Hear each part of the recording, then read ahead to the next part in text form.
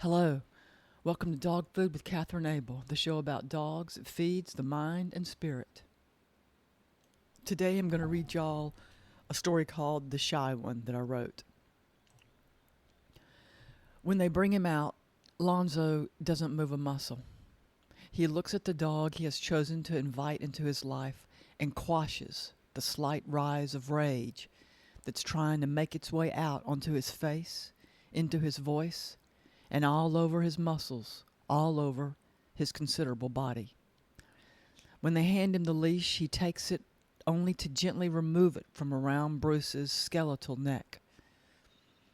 He hands it back to the silent, subdued shelter worker, then squats low and picks up the giant breed dog as though he weighs no more than 50 pounds, which is almost exactly what he weighs instead of the 120 he's supposed to weigh.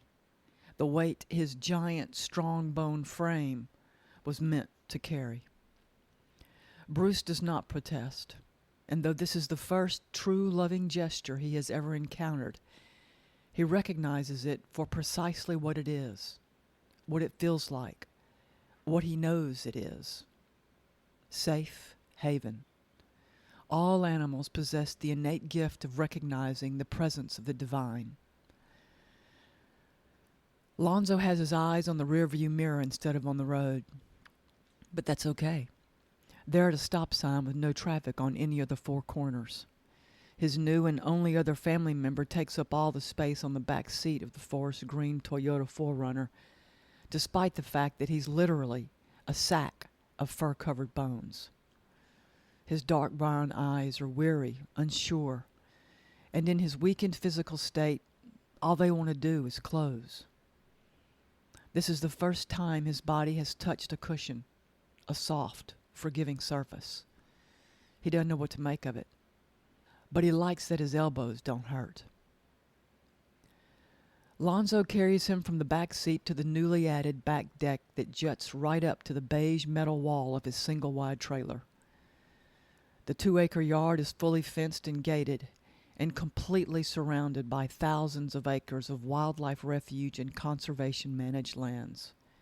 He's got a buddy bringing a shed he doesn't need anymore that will become Bruce's outdoor doghouse if he chooses to use it. He knows he never had one before, so it might take some getting used to. Like Bruce, Lonzo is a giant breed as well, except he's human, while Bruce is a purebred black and brown brindle Cane Corso, and the tallest dog Lonzo has ever seen. The shelter said he wasn't even a year old, so they must have started starving him as soon as they got him. Lonzo is broad of shoulder and long-legged, like Bruce. And when Bruce regains his weight and confidence, he'll be unnaturally strong like Lonzo too. Lonzo grew his tremendous strength working in the vast tracts of timberland across the evergreen state of Louisiana. He worked anywhere he wanted because the right people soon learned he had a work ethic and code of integrity, rare and stout in this day and age. Money meant nothing to him, so he always had plenty of it. His needs were few. A decided and happy bachelor for life. All he required were the 4 square meals he enjoyed preparing for himself and his dog, a roof over his head, which he installed with his own hands, and a companion who knew how to be loyal, congenial, and endlessly interesting. This described no single human being he'd ever met. He only found the presence of these attributes in simultaneous existence in the heart, mind, and soul of a dog. If they wanted Lonzo to work for him, and believe me, they did, they took his dogs as well. He only ever had the one, so the financial inconvenience was minuscule compared to the work output of the man. The dog got an air-conditioned, heated, temporary house with a small, fenced enclosure. Lonzo slept in the house with the dog while the job lasted.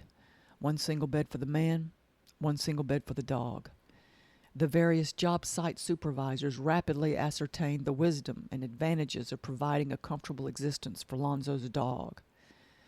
Not only was an indomitable presence supplied for the security of the place, but Lonzo always took the dog for long walks throughout the tracks in the mornings before daylight kissed the land, and then again a long walk in the evenings as mother-son wished them a good day and a good night.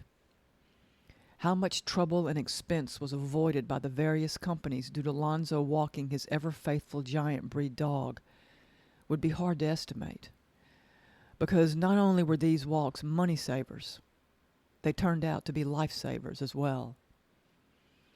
There was that early morning one day when Lonzo was walking a St. Bernard he called Brother Herman. No one could ever recall a moment when Brother Herman's mouth was not languidly expelling a gallon of drool per hour. The day had just begun to turn from gray to white when Lonzo and Brother Herman came upon a cavernous, man-killing hole that was well and truly hidden by years and years of kudzu vine growth. Lonzo was lost in thought and admiration of his fine companion when Brother Herman stopped abruptly and began a growl that communicated he ought to stop too. Lonzo had discovered that Brother Herman was a superb alert for poisonous snakes. That St. Bernard could distinguish a venomous rattlesnake from a garter snake in no time at all. The garter snakes were never a cause for alarm, so they received none. Lonzo stopped in his tracks at the first big bark, which had begun as a low rumbling growl. He knew he could trust the dog with his life, because all humans can trust their lives to dogs, yet not vice versa. Lonzo looked long and hard at the place where Brother Herman was directing his warning, but all he could see was thick, thriving, verdant growth. He looked at the trees surrounding the kudzu-covered area and could tell nothing different or wanting in their growth either. The breeze told him nothing, only caressed his cheeks and perspiring neck in generosity and peace. Yet Brother Herman had not moved. He no longer barked, but he did not step 1 foot farther. On a hunch, Lonzo picked up a branch, which would be considered a log to others, but Lonzo's size and strength made big things look and feel smaller and much, much lighter.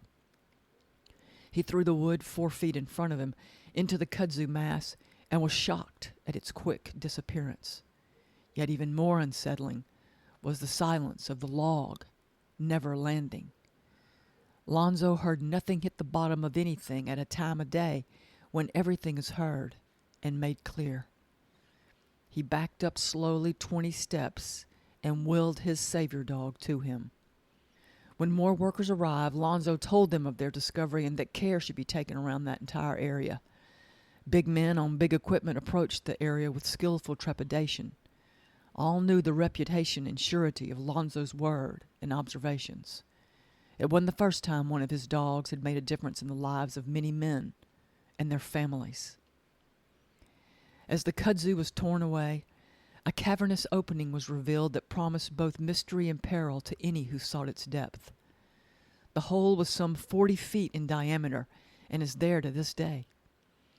The trees surrounding it were never touched and stand sentry even now, beckoning and warning all who approach. There's a worn-out sofa on the deck, and it's to this that Lonzo proceeds with Bruce uncomfortably in his arms. Lonzo feels his protruding bones poking him in his broad chest and shoulders and on his firm stomach. He feels the uneasy tension and exhausted state of fear in the dog's body and mind.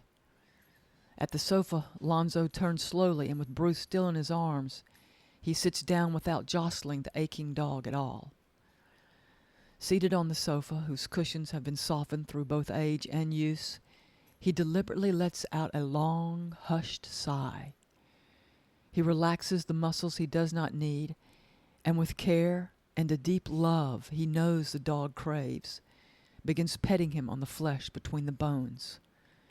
The weather cooperates as Lonzo knew it would, and offers dappled sunshine through the line of tall mimosas that eliminate a need for a solid, permanent cover. Too, the sweet fragrance they offer when the wind blows just right feeds their souls as well as their nostrils. The day passes as restfully as it should. From the cooler Lonzo had prepared and organized before he made his trip to the shelter, he brings forth choice morsels of chewable meats and treats. For a week, the days move quietly along until at the end, Bruce can walk on his own down the steps to the green grass to do his business. Lonzo looks out the front window. and is lonesome for company. Beneath the wide span of an oak someone with thoughtful foresight planted over 100 years ago stands Bruce, looking toward the trailer with a brown leaf dangling from his lips. His eyes are bright and intelligent as he watches a squirrel he will not chase. His tail is high and wagging back and forth, telling of an easy, relaxed life laced with plenty. Gone is any evidence of neglect and mistreatment. Bruce's strong bones now support 130 pounds of pure muscle. His coat glistens like fine silk in the sun and is soft to the touch and hug. The black is as black can be, while the encircling dotted bands are sometimes gold, sometimes orange, sometimes lustrous brown. Their colors change with the moment and the angle of the light. His house is behind him, a place he loves and cherishes as his very own. He wishes Lonzo would come live with him, as it is big enough for both, though there is no bathroom or kitchen for convenience or provision. There's a subdued battle of wills going on between the two gentlemen. Lonzo is trying to woo Bruce into the trailer full time, while Bruce is trying to coax Lonzo into his house full time. Lonzo doesn't understand why Bruce won't come inside, but he will not. And Lonzo has never forced a being to do something against his or her will unless a life is in mortal danger. But he wants his buddy to live with him. He wants him inside, snoring on the newly installed wall-to-wall linoleum flooring. It's light to dark, and at a squinting glance looks just like wood. There are no carpets to gather the unavoidable, constant falling hairs. There is a compact yet loud vacuum that will deftly take care of that which is always coming down and away. But Bruce isn't afraid of the vacuum, for he chased it and teased it as Lonzo vacuumed the deck as thoroughly as possible to ready his companion for the new and perhaps startling noise. However, winter is coming, and Lonzo wants Bruce inside, both for his company and his comfort. There he runs at a leg-stretching gallop, chasing the white mail truck as it constantly speeds up and stops down the road. Bruce can put his head on top of the fence railing, and sometimes he does, to rest and contemplate the bounty and beauty of the world surrounding and loving him.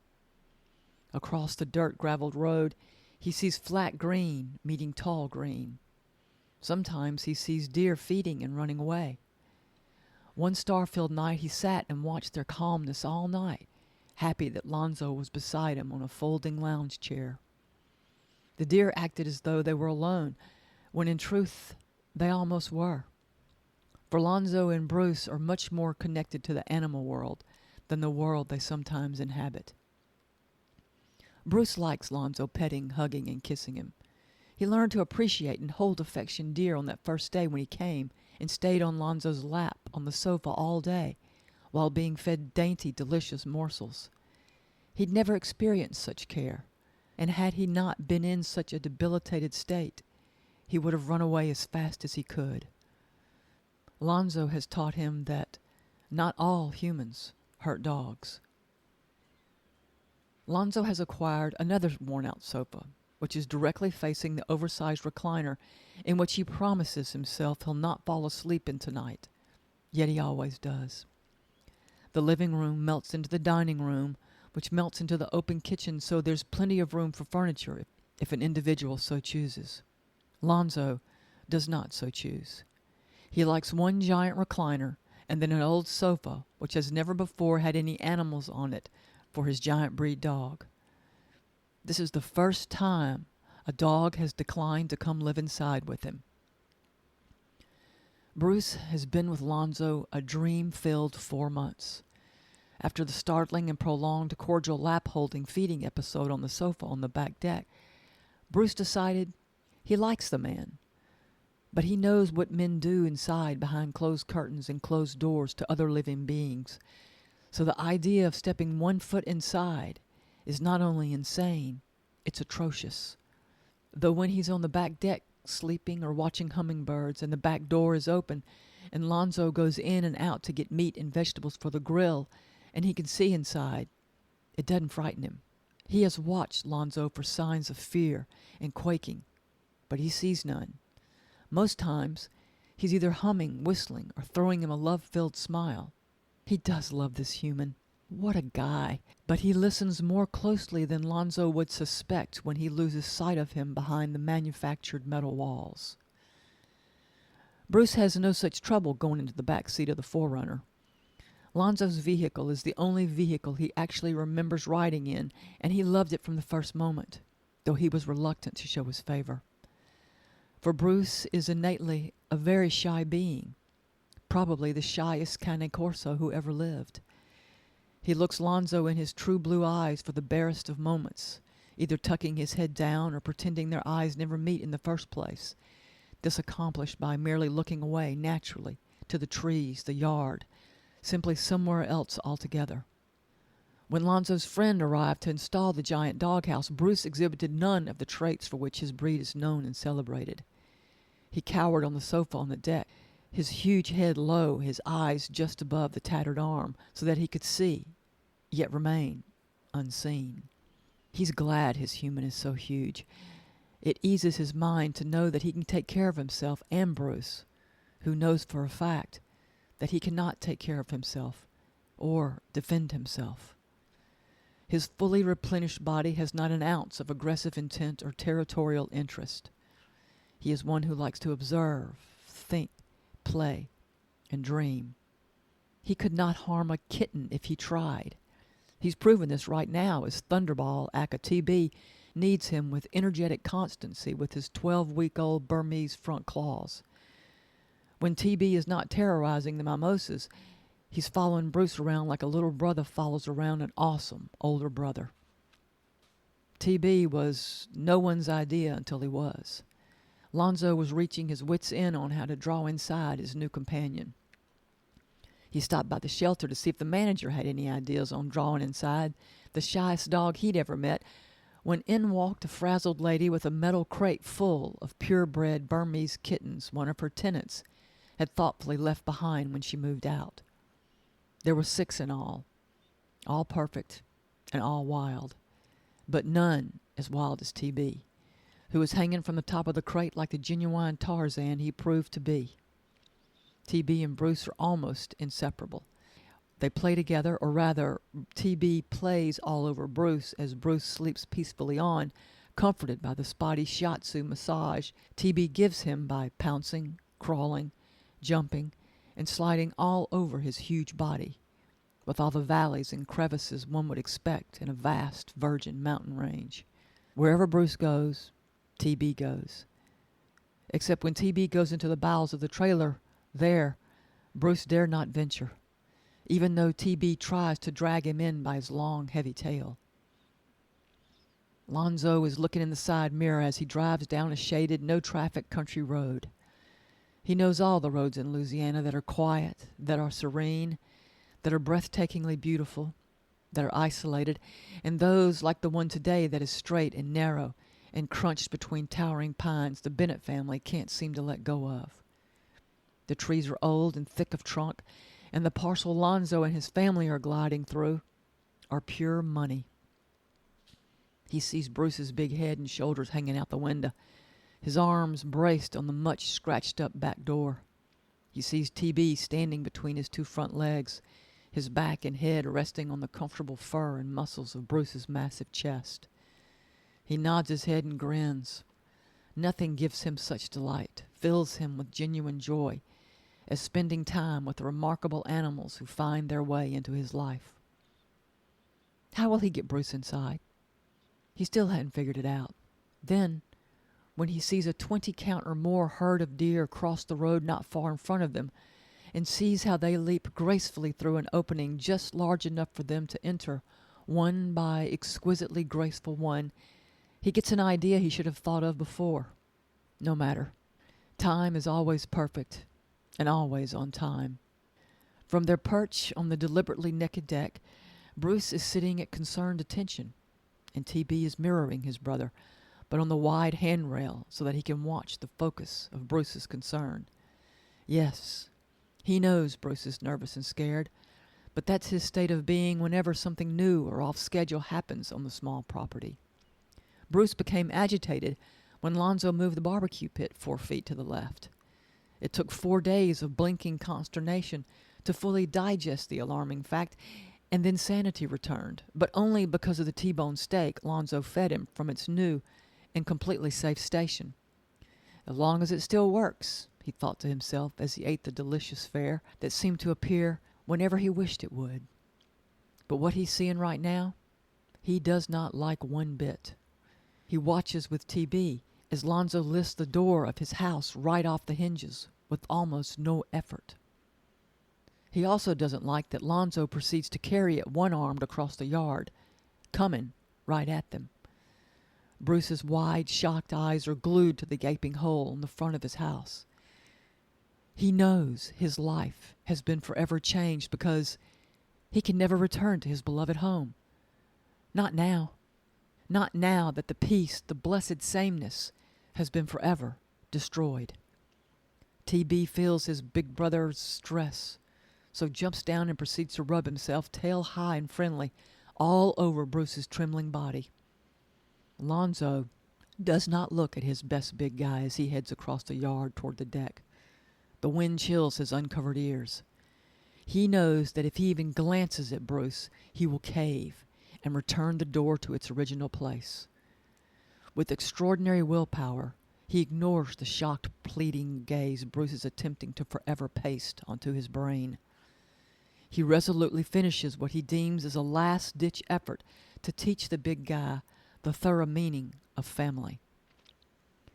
When Bruce's door has firmly and irrevocably replaced his back door, he puts his back door on Bruce's house, not letting on that a hole will soon be cut in this one as well, and that a giant clear flap will cover it as well. Finally, he turns and looks at the shyest dog he's ever known. He's there, staring at him, with hurt and confusion in his dark brown Cane Corso eyes. Lonzo just smiles at him, his smile growing into a grin that Bruce cannot for the life of him drag his confused eyes from. Once at the back door, that is Bruce's back door, Lonzo gets down on all fours, turns his body sideways, and successfully squeezes himself through the dog door that encompasses most of the lower half of the door. When TB feels the wind pick up, he voices his chatty, warning opinion, jumps down, and proceeds to glide seamlessly through an opening he knows by heart. From inside the trailer, Lonzo picks up the heavy plastic flap, pokes his head out, as does TB, and with a gentle regard full of patience and truest love, he beckons Bruce inside with a hand that is the best neck massager in the world. He has no choice. That is his door. Behind it lies his home. He has no choice. Bruce truly believes he has no choice, is convinced that if he desires to continue to exist, he must go through the door. Then, in an instant that is less than an instant and is lighter than an eyelash, he finally understands. It doesn't matter where his door is. Wherever his door is, his home is on the other side. His tensed body relaxes. He slowly stands on almighty, long and strong forelegs and paws. With a sweet confidence he doesn't realize he possesses, he moves toward the huge opening and butts his giant head right on through.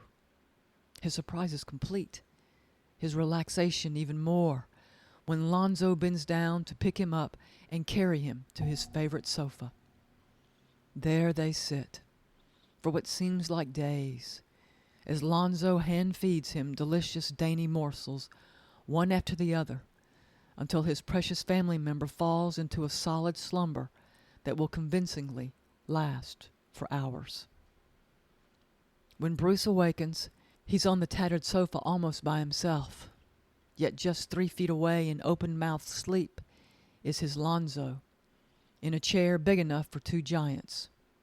He feels TB crawl down from his sleep spot on his broad shoulders, then watches him land soundlessly on a floor leading both left and right. He moves not a muscle except for his eyes, following TB walking nonchalantly up to a huge bowl into whose innards He cannot see. He hears the slap-lap of liquid and immediately recognizes in himself a desert thirst that must be quenched. 1 foot at a time, he slowly touches the tough 50-cent piece-size paw pads of his feet to the foreign material on the ground. He's ready for something. He knows not what, only that it makes his brain quiver like a feather in the wind. What he encounters is not what he expects. Instead of hot searing lava or poisonous pit vipers, he feels a surface both smooth and welcoming. Surprisingly, it does not give way beneath him, but instead supports him, and the vertical pattern of the linoleum invites him to move forward, toward TB and the other bowls beside the one his mouth is religiously concentrated upon. He moves slowly, and TB, brother not in blood or breed, but surely in heart and spirit, sits up beautifully in that manner in which all cats move without effort, yet with unmistakable elegance and grace. Life in perfect slow motion, a grace both compelling and relaxing to those who possess the vision to see and the heart to feel. Bruce knows he can trust TB with his life because TB can trust Bruce with his life. All 4 feet are now on the wood plank look vinyl floor. He moves toward TB first. Actually, in truth, it is not toward TB whom he moves, but toward the food bowls he's watching TB put a mouth on over and over again. Bruce will admit that the food coming from the hands that care for this house and the treasured occupants never err. The food is aromatic, savory, and filling, and there is an endless supply for everyone. There is no need to fear there will never be food because food is available at all times, everywhere. But the soft mounds Bruce is moving toward are the like he has never seen before. From eyes that are not shut, but are slitted to the point of almost being shut, Lonzo watches Bruce move toward a bounty to which no dog or human could say no. Taco meat covered with homemade macaroni and Swiss Gruyere cheese, covered by just cooked thick slab bacon with the rinds on, covered by thick cut pork chops with the bone in, covered by roasted broccoli florets, covered by English peas, covered by biscuits and white gravy, covered by sliced buttered carrots and cubed sweet potatoes, covered by blueberries and sliced strawberries, covered by Bruce's huge slobbering mouth again and again until one of the 3 bowls is completely empty, the revealed ceramic bottom and sides covered by a convincing film of Bruce and TB's saliva. He belches loud and long, glancing at Lonzo to make sure he sleeps on. Louder snores, which somewhat diminish the ongoing belching, inform Bruce he can investigate for life-killing threats without disturbing the human who was made for him. TB leads the way to a master bedroom with a bed frame and a bare mattress. He shows him a closet that is only 15% filled, a large bathroom that is pristine with only monk-like accoutrements on the countertop and shelves. Back through the kitchen they go, stopping only to eat the first layer on the second bowl. Past the sleeping Lonzo they pad, TB silent, Bruce gaseous and utterly convinced of his stealth, to 2 more bedrooms and 1 bathroom. Bedrooms empty and quiet, bathroom with 2 solid white fluffy towels hanging without accusation or complaint. Back to the living room they pad. Here Bruce stops, while TB continues until he leaps without a sound onto the wide armchair of the recliner. He beckons Bruce to join them, and Bruce thinks he just might after he looks closely at every object in the room. The dog door is to his right, and he can leap through it whenever he feels compelled to do so. He turns to watch TB yawn unapologetically and to find the one who loves him, watching him with patient, compassionate blue eyes.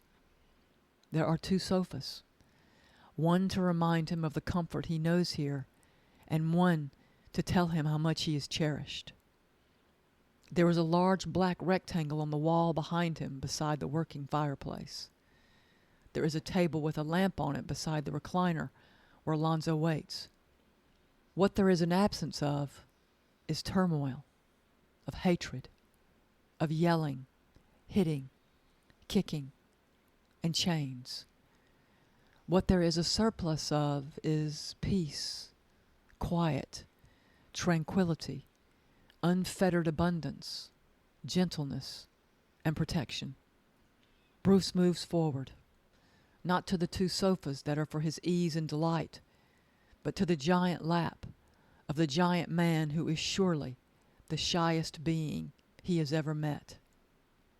Strong arms meet him when he arrives and pull him up and forward with no effort at all. Lonzo settles Bruce until all three gentlemen are comfortable and arranged. The freezing wind whistles long, loud, and hard, promising discomfort to all whom it can touch. But here, within the metal walls of the single-wide trailer, sweet slumber returns, and dreams are dreamt that have already come true. I saw that dog at Morehouse Humane Society. If you come upon a starving dog, starving is a sack of bones, and you choose to help the being, you need to feed tiny portions. Your instinct is to just load that dog with food. I'm serious. You're looking at that dog with those bones poking out. You want to feed. You want to feed. You do. You really do. It's very difficult not to just put the chow down in front of them. But it's horrible. They convulse. Their stomach is... They've been without food for so long. And, of course, they eat because they're starving. And then they, convulse and vomit and cramp. And it hurts them physically. So, if you come upon a starving dog, which in Louisiana is very, very common because we don't have spay-neuter laws here. We don't care about dogs down here. They don't matter to us. They really don't. It's shocking. Dog food is not a negative. I don't want it to be a negative. We're going to talk about dog abuse all the time. But I'm going to tell you something. Since I've had these puppies in the house, first, when the one puppy died, that was horrific. Okay? And So, and what do I think in hindsight? What would I have done if I ever see another dog running around like Love? Listen, that dog's going. I'm going straight to the shelter. I don't care because I cannot emotionally live through what I'm living through.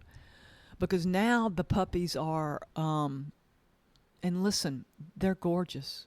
And you know what else? Every single one is unique. Each one has a distinct personality that is his or her own. I don't know how many females are here or how many males are here, and I could care less.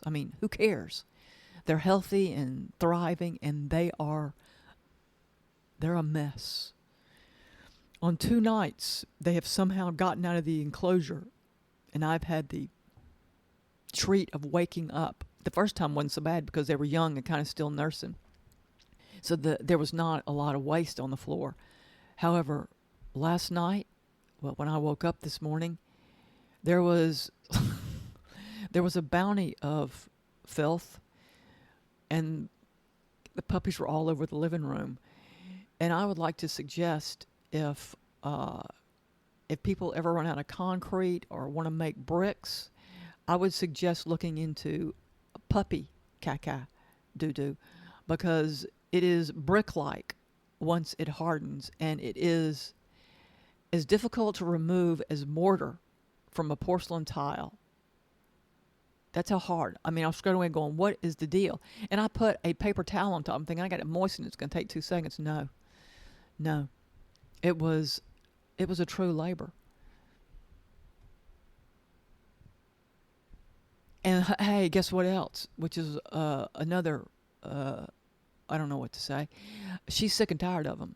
Love's like, I'm done. Whatever, y'all can just deal with it. Yeah, I want to go in there and eat their food that you feed them, but I don't want to have anything to do with them, because she's 8 months old, getting pregnant, and 10 months old having babies, 10, 11 months.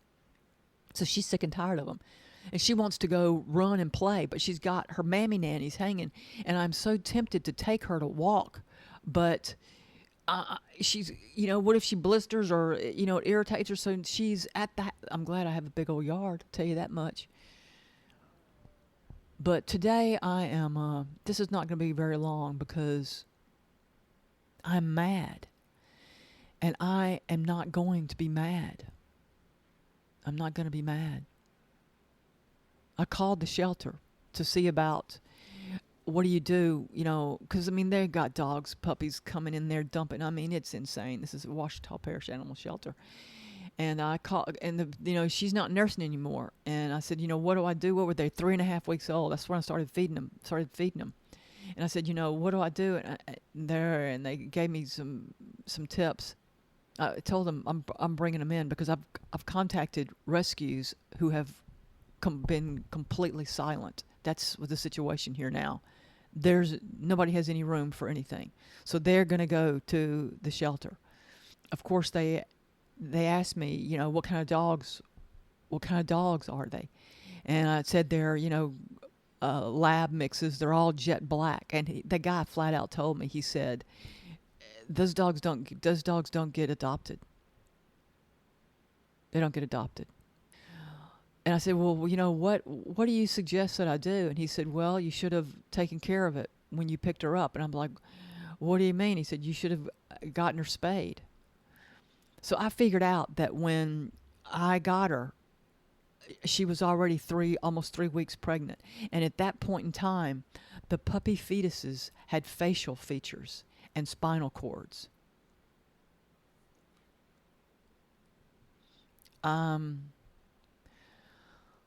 And I've thought about it the last couple of days. I couldn't, I couldn't do it. I couldn't do it. I just couldn't do it. How can we do it? This is the Bible Belt. This is like anti-abortion central. But it's okay to abort animal fetuses, dogs. That's the thing. We love dogs, which, come on, we really don't. It's obvious. If an alien came to the South and we're all going, we love dogs, and then an investigation was conducted by seasoned professional investigators, the evidence would unfailingly, overwhelmingly declare that, in fact, we despise dogs. We despise them. You don't keep killing something that you love. And when that something is a living, breathing, thinking, feeling, problem-solving being, and we're killing them like crazy, man. We're killing them at shelters and we're shooting them left and right. Listen, it's the onslaught here, and I'm not exaggerating. The shelter, the Ouachita Parish Animal Shelter, they used to service, I think, all of Northeast Louisiana. So it was, and so then they made a rule that they stopped taking animals from other parishes. They're only going to take from Ouachita. And let me tell you something. I'll bet you $1 million. The reason for the change in the rule was not because they were killing so many animals, but because of the cost. Does anybody want to bet me on that? I once inspected a house in Delhi, and this guy was a state representative, something or other. Man, Delhi, you got so many, it's awful every which way, okay? And golly. And he had this dog who was fat. So he's an animal abuser. If your dog's fat, you're an animal abuser. You're the steward. Your dog shouldn't be fat. Who's feeding the dog? Is the dog feeding himself? No. The dog is not feeding him or herself. You're feeding the dog. You are endangering that dog's life by making that dog fat. Is that correct? Just tell me. Is being morbidly obese, is this a healthy state of being for a human being? For any being? Is it? Does your doctor go, you look good. You're 200 pounds overweight, and let me tell you something, you're rocking it out. Keep up the good work. You can't breathe. And yeah, you had a heart attack a year ago, but you know what? Keep up the good work. Fat is a great way to exist and be. No, it kills you. Being overweight kills you. Hurts your bones. It hurts your blood vessels. I mean, gosh, and then it makes you depressed because you can't find clothes and you're wearing sacks. Please. So his dog was fat, and he's like telling me. He proceeds to tell me that this dog is from some ancient lineage, and I'm thinking to myself, oh boy, I got 2 dump dogs in the car who can outrun, out hunt, out fetch, out swim your ancient lineage dog any day, any time. Could you please move out of the way and let me get this done, and then you and your ancient breed dog can get on down the road? I'm going to tell you something, lawmakers. You guys should be banned from having animals. You should be banned from having animals. From having dogs, horses, pigs, anything. You should be banned. When you have the power to instate laws which will save lives, or you could do this. Every year on the day of your election, on the day you're elected, okay, you win the election, you have to go to the animal shelter and kill dogs. Just 5 or 10. You have to do 10. Puppies as well. And you got to do 1 pregnant mama. That's what you get to do. When you're elected to office, I'm talking to you too, Governor, you need to get on down to the animal shelter and kill some dogs. There's a guy, his name is Jeff Dorson, and every year around the time when it comes, when you can make laws, I don't even know how that process works.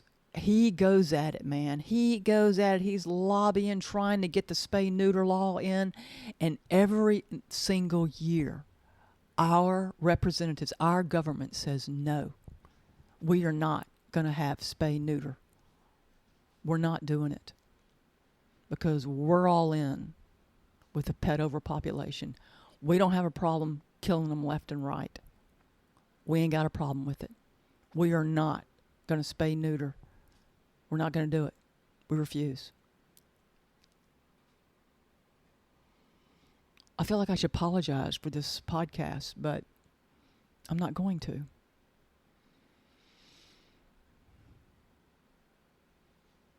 These puppies. I mean, I had a fantasy, I guess, that she was not pregnant. I don't know.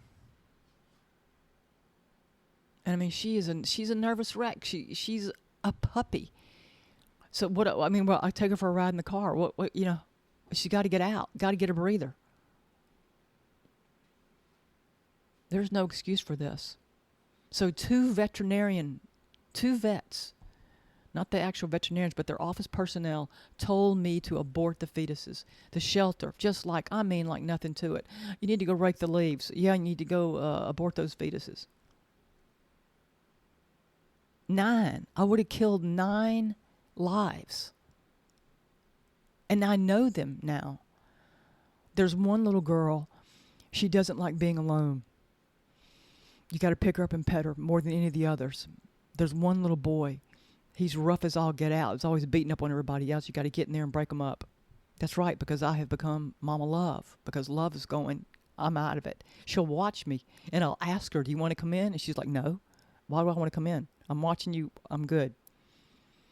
There are 2 that sleep all the time. Those 2 would be phenomenal family pets. Big old dogs and they're going to be big. These dogs are going to be some hosses. And each one is, and they're smart. They're so smart. And they respond to my voice. When I say something, they respond. You know what they do? They come toward me. What do you think about that? When you walk into a room of people and you speak and people look at you and they come toward you, does that make you feel good?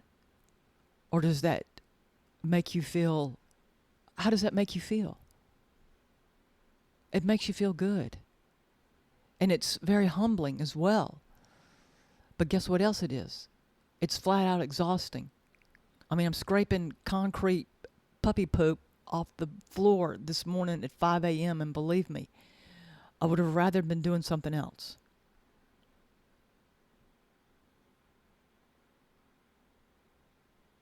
And you know what? Guess what? It's worse than it has ever been. Nobody's doing anything. There is a larger pet overpopulation problem now, more than there has ever been in the history of shelters. It's 2024.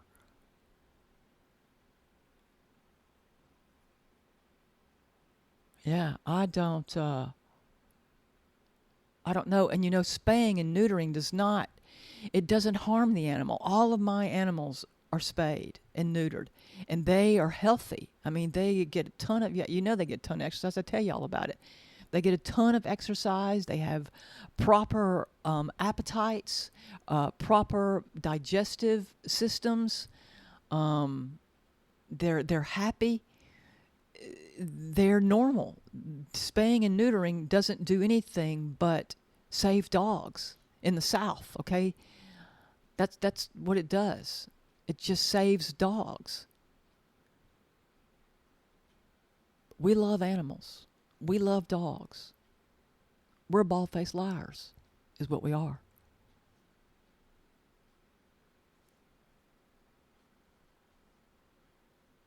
But here's what I realized.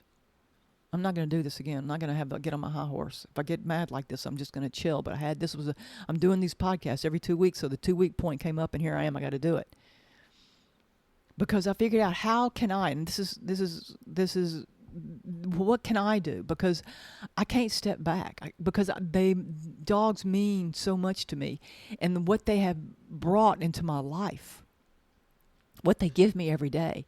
I mean, their companionship, yes, but the way they protect me and my property, I mean, it's pretty cool. It is a pretty cool thing. And I really do love dogs. I really do. And I think that my behavior exhibits that. The veracity of that statement. I believe that it does. But enough is enough. You representatives and Congress, whoever you are, you guys should be banned from having dogs and cats. You should not be allowed. You need to get the spay-neuter law in effect, and you need to uphold it. It's crazy, isn't it? I mean, isn't it crazy that we prefer to just kill them all the time instead of help them? But we love dogs. We love animals.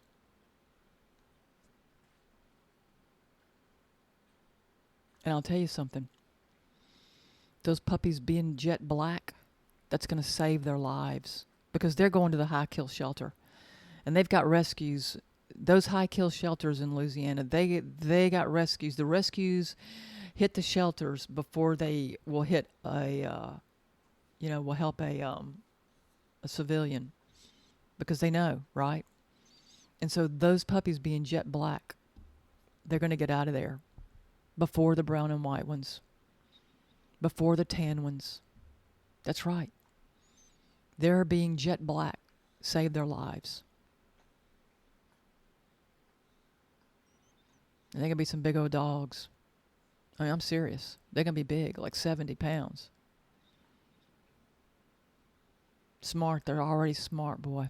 You can tell they're just smart and cute and inquisitive and curious.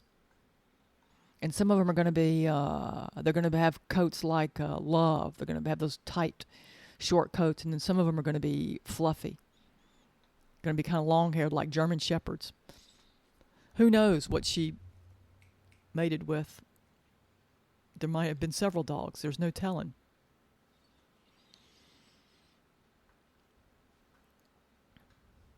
And they might force me to surrender Love as well. They might. I thought about that. Because when she stopped feeding them at 4 weeks, I'm like, what are we going to do? I got to take them. And they said, you got to surrender the mama if you bring them. And I'm like, you know what? But this is a lot of work. It's a lot of work. But they're okay. It's just filthy. It's just filthy. I mean, the amount of newspaper I've gone through is, what is it? What am I doing now? I'm changing their area 5-6 times a day. Pee Central, Poop Central, which is great, right? They're eating. I mean, they're learning how to eat. I'm going to introduce hard food as soon as I can. We're going to do that. I don't know what to tell you. I wonder if there are any northern people listening. I wonder if anybody in the South is listening. At this point in time, you probably turned it off there when I got into the rant that I'm still on, quite frankly. Spay and neuter your dogs, man. Come on. A puppy having 10 puppies. And can you believe that lady? She goes and checks to see, hey, is this your dog? And the guy says no, and she's like, okay, bye. Dumps her again. Love is the only dog in my house who chose me. I chose the big black dog. I chose the cur. I chose the pit. I asked the pit to come to me. You hear him back there crying? There's one. That's the one. I know exactly who that is. That's the female. She wants me to pick her up and cuddle her and say, you know what? I'm going to go in there right now and cuddle and love on her and kiss her. And she'll calm down. I'm going to carry her into the kitchen and do some stuff. She just watches me. She's precious. She is unique. She is a living, breathing, thinking, feeling, problem-solving being.